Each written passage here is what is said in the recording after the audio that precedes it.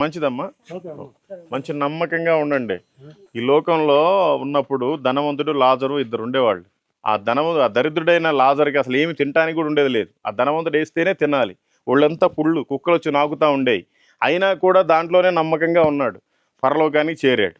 ఆ ధనవంతుడు ఎంత డబ్బున్నా వేస్టే, దేవుడికి వ్యతిరేకంగా బ్రతికాడు, వెళ్ళిపోయాడు పాతాళానికి. కాబట్టి మీరు మంచి ధైర్యంగా నమ్మకంగా ఉండండి.